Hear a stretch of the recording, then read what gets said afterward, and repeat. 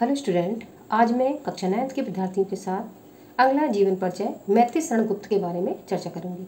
आइए देखते हैं किस तरीके से इनका जीवन परिचय और रचनाएं हमें लिखनी होती हैं अच्छे नंबर प्राप्त करने के लिए। 5वें राइटर कक्षा 9 के विद्यार्थी के हैं। ये पद्यखंड में मैथिली शरण गुप्त जीवन परिचय।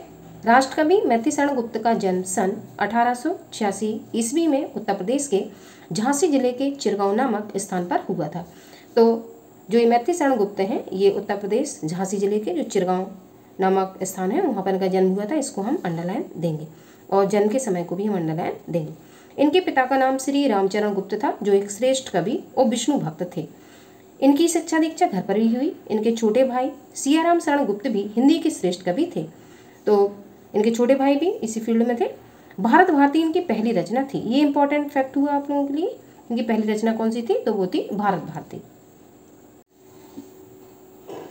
आगरा और प्रयाग विश्वविद्यालयों द्वारा डीलिट की मानद उपाधि, हिंदी साहित्य सम्मेलन द्वारा साकेत, महाकाव्य के लिए मंगला प्रसाद पारितोषक तथा भारत सरकार द्वारा 1954 ईस्वी में पद्म भूषण की उपाधि से इन्हें अलंकृत या सम्मानित किया गया।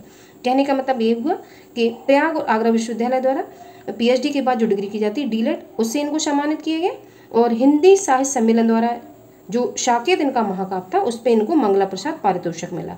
ये एक इनाम है जो हिंदी में दिया जाता है कवियों को।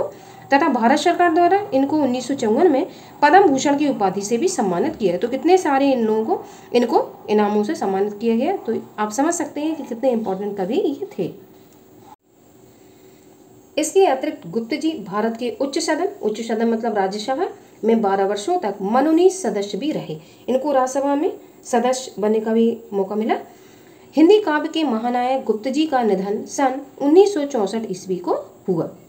अब जो मृत्यु का क्षण है वो भी आप लोग याद रखेंगे। अब कृतियां देखते हैं इनकी। गुप्त जी ने लगभग 45 कृतियों की रचना खड़ी बोली में की। उनमें से प्रमुख कृतियां निम्नलिखित हैं, जैसे कि भारत भारती, ये इंपॉर्टेंट है। दूसरे साकेत, ये भी इंपॉर्टेंट है। साकेत महाकाव्य इनका। यशोधरा, द्वापर, जयद्रथ वध, किसान, जय भारत, पंचवटी। पंचवटी भी इम्पॉर्टेंट है और यशोधरा भी इम्पॉर्टेंट है। ये आप लोग बहुविकल्पी प्रश्नों में ये तैयार कर सकते हैं। आगे इनकी और भी रचनाएं हैं जो इम्पॉर्टेंट है। इनके अतिरिक्त रंग में भंग, ये इम्पॉर्टेंट रचना है। पृथ्वीपुत्र, हिंदू, चंद्रहास, विष्णुप्रिया, दिवोदास, मेघनाद वध, कुणाल गीत, ये इम्पॉर्टेंट है। गुरुकुल, अनग, झंकार, नहुस और इसके अलावा मंगल, घट, ये सिद्धराज आदि रचनाएं प्रमुख हैं।